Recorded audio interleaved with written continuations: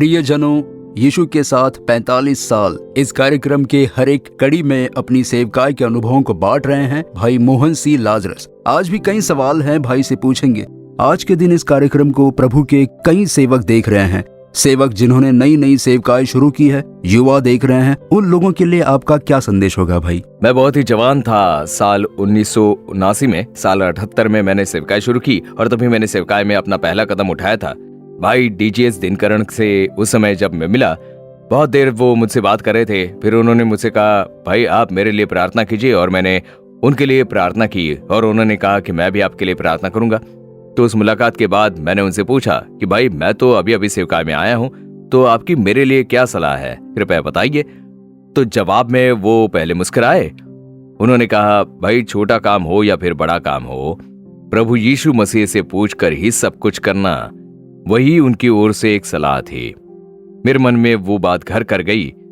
उनसे बात करके आने के कुछ ही महीनों के बाद एक बहुत ही वृद्ध सेवक मदुरई में, जिन्होंने बड़ी सेवकाई की थी, बहुत उम्र हो चुकी थी, मौत के बिस्तर पर पड़े थे, वो मुझसे मिलना चाह रहे थे। तो मैं उनसे मिलने गया। वो बस लास्ट स्टेज पर बिस्तर पर पड़े थे, मेरा हाथ पकड़कर बात कर रहे थे वो। उन्होंने भी वही कहा, भाई प्रभु यीशु मसीह से पूछकर ही कोई कार्य करना, वो जैसा कहे वैसा करो। तो देखिए, उन दोनों ने जो मुझे कहा वो मेरे दिल में घर कर गई थी। इसलिए मैं जो कुछ भी करता हूं वो प्रभु परमेश्वर से ही पूछकर ही उसके बाद कदम आगे बढ़ाता हूं। वो शांत रहते हैं तो मैं शांत रहता हूं, वो बोलते हैं तो मैं करता हूं, अगर मना करते हैं तो नहीं करता। तो अब मैंने उसे आदत बना ली है। तो यीशु ने भी वैसा ही कहा कि मैं पिता की इच्छा को ही पूरी करता हूं। तो मैं भी यीशु जो कहते हैं वही करता हूं, और कुछ मैं नहीं करता। आज परमेश्वर को किसी सेवक की जरूरत नहीं है, पर उनकी इच्छा पूरी करने वालों को ढूंढते हैं। पिता की इच्छा कोई है जो मेरी इच्छा को पूरी करता है, ऐसा ही प्रभु खोज रहे हैं। वो किसी सेवक को नहीं ढूंढ रहे हैं, क्योंकि जो मेरे पिता की इच्छा पूरी करता है वही स्वर्ग राज्य में आएंगे। यीशु ने भी वही कहा ना, मत्ती अध्याय 7 में। भले वो सेवक हो, विश्वासी हो, कोई भी हो, आप लोग निर्णय मत लीजिए। यीशु ही स्वामी है, वो पिता है, हम उनके बच्चे हैं, तो पिता की आज्ञा माननी होगी ना। तो हम लोग जब सेवक हैं तो स्वामी की ही बात मानेगी, मनमानी नहीं करनी है। जो परमेश्वर कहते हैं उसके अनुसार आप अपना जीवन जीना और कार्य करना, वो बहुत जरूरी है। और दूसरी जो बात मैं कहना चाहूंगा, प्रभु के सेवकों को देखकर उन्हें अपना रोल मॉडल मत बनाइए। कई लोग आकर कहते हैं, भाई आपका अभिषेक हमें चाहिए, आप कृपया प्रार्थना कीजिए। मैंने कहा, मेरा अभिषेक क्यों चाहिए? आपको यीशु की अभिषेक की जरूरत है, वही हमारे रोल मॉडल है। वो कहते हैं ना, मुझे देखो, मेरे पीछे चलो, वही हमारे रोल मॉडल है। इसीलिए प्रभु यीशु को देखो, यीशु की तरह बनने की इच्छा करो, उनके अभिषेक को पाने की इच्छा करो, वही बढ़िया है। इसीलिए मैं अक्सर कहता हूं कि सभी की आंखें यीशु पर टिकी रहनी चाहिए। उनका जीवन देखकर सीखो, उनकी प्रार्थना की तरह प्रार्थना करो, उनकी सेवकाई की तरह सेवकाई करो। यही मेरी सलाह होगी।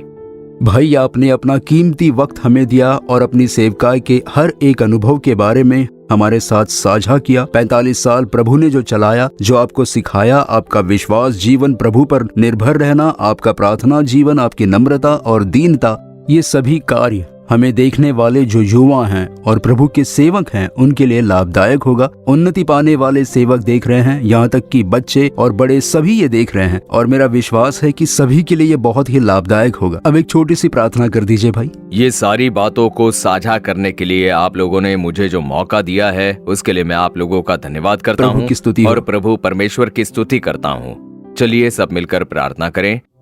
हे परमेश्वर, हम जो बातें कर रहे हैं उसे आप ध्यान से सुन रहे हो। आपसे हमने कुछ भी नहीं छुपाया है। इस समय हमारी इस प्रार्थना पर भी आप ध्यान दे रहे हो, और आपकी तरह मुझे प्रार्थना करनी है, आपकी तरह जीवन जीना है और आपकी तरह सेवकाई करनी है। ऐसी इच्छा के साथ प्रार्थना करने वाले हर एक के लिए मैं प्रार्थना करता हूँ।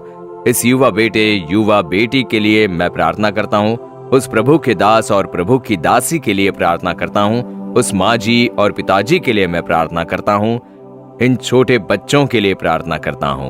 आपकी इच्छा को पूरी करने का एक हृदय मुझे दीजिए। मैं तुझ पर कृपा दृष्टि रखूंगा और सम्मति दिया करूंगा। जिस मार्ग पर तुझे चलना होगा उसमें तेरी अगुवाई करूंगा, ऐसा कहा था आपने। तो इन बच्चों को सलाह दीजिए, इन बच्चों का मार्गदर्शन करें। इन बच्चों के लिए आपने जो योजना रखी है उसे पूरा कीजिए प्रभु। सारी बाधाएं टूट जाए प्रभु यीशु के नाम में, खुद की अभिलाषा दूर हो जाए प्रभु यीशु के नाम में, परिपूर्णता से परमेश्वर की इच्छा को पूरी करने का एक हृदय दीजिए, उसके लिए मार्ग खोल दीजिए और आशीष दीजिए। आपकी इच्छा को पूरी करने के लिए इन बच्चों ने समर्पण किया है, तो उसके लिए आपका अभिषेक इन पर भर जाने दीजिए। हे पवित्र आत्मा, नया हृदय दीजिए, नए आत्मा से भर दीजिए। आज से लेकर एक नएपन में इन्हें चलाइए और चिन्ह और चमत्कार के साथ आशीष से भरकर मार्गदर्शन कीजिए। प्रभु यीशु मसीह के नाम में इन्हें आशीष देकर प्रार्थना करता हूँ, अच्छे पिता, आमीन आमीन। भाई, आपने अपने कीमती वक्त में से बड़े ही आराम से हमें एक पिता के समान सब कुछ सिखाया, बहुत खुशी हुई। Thank you so much. प्रभु की स्तुति हो। तो हमारे प्रियजनों, यीशु के साथ 45 साल ये जो कार्यक्रम था वो आपके लिए लाभदायक था, ऐसा हम मानते हैं। जैसे भाई ने हमें बताया है, जब हम प्रभु की इच्छा के अनुसार चलते हैं तब प्रभु निश्चय आशीष देंगे। उनकी इच्छा अनुसार करें। परमेश्वर को किसी सेवक की जरूरत नहीं, पर उसकी जरूरत है जो उनकी इच्छा पूरी करता है। जब हम ऐसा करेंगे तब हमें भी ये अनुभव जरूर प्राप्त होंगे और हम कई लोगों के लिए आशीष बनेंगे। प्रभु लगातार आपके जीवन में महान कार्य करेंगे। God bless you. For further details and prayer support, contact Jesus Redeems Ministries, Nallumavadi, Tuticorin District, 628211. Our phone number 04435454545. Email info@jesusredeems.org. Our website www.jesusredeems.com. God bless you.